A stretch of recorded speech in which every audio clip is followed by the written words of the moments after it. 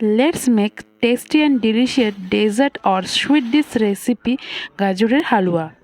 গাজরের হালুয়া বানানোর জন্য সবার প্রথমে এখানে নিচে আমি 750 গ্রাম পরিমাণ গাজর গ্রেট করা, 750 ml দুধ, 4টে এলাচ, 2টো তেজপাতা, আর নিচে ড্রাই ফ্রুটসের মধ্যে আমন্ড, কাজু, কিশমিশ, আর নিচে এখানে 200 গ্রাম পরিমাণ চিনি, আর আছে 150 গ্রাম পরিমাণ গ্রেট করা খোয়া ক্ষীর।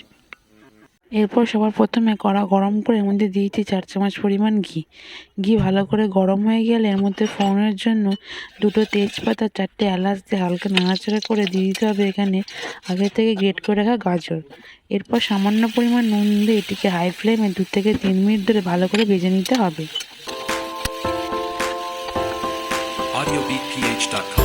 গাজরটিকে 2 থেকে 3 মিনিট ভালো করে হাই ফ্লেমে ভেজে নেওয়া হয়ে গেলে এর মধ্যে দিতে হবে 750 ml দুধ। দুধ দিয়ে হালকা নাড়াচাড়া করে এটিকে ঢাকনা ছাড়া রেখে দিতে হবে 10 মিনিট হাই ফ্লেমে।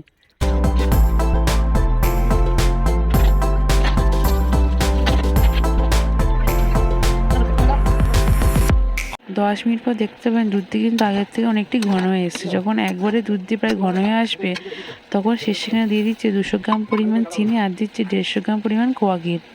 এরপর এটিকে ভালো করে নাড়াচাড়া করে এটিকে আরও 3 থেকে 4 মিনিট হাই ফ্লেমে ফুটিয়ে নিতে হবে।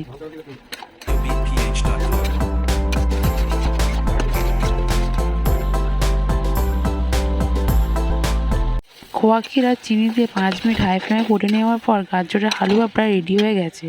সবার শেষে 1 চামচ পরিমাণ ঘি আগে থেকে কুচিয়ে রাখা কাজু, কিশমিশ আর কাঠবাদামকে ভালো করে দিয়ে এটিকে 1 মিনিট ভালো করে নাড়াচাড়া করলে গাজরের হালুয়া রেডি হয়ে গেছে। এবার এটিকে বাটির মধ্যে একটু পরিবেশন করে নেব।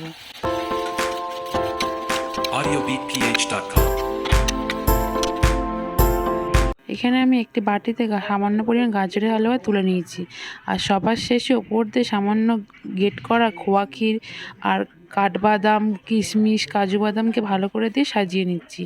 আশা করছি আমার আজকের এই সহজ গাজরের হালুয়া রেসিপির ভিডিওটা আপনাদের ভালো লেগেছে। যদি ভালো লাগে অবশ্যই ভিডিওটিকে লাইক শেয়ার করতে ভুলবেন না, এবং আমার চ্যানেল আপডেটের জন্য চ্যানেলটিকে অবশ্যই সাবস্ক্রাইব করে রাখবেন।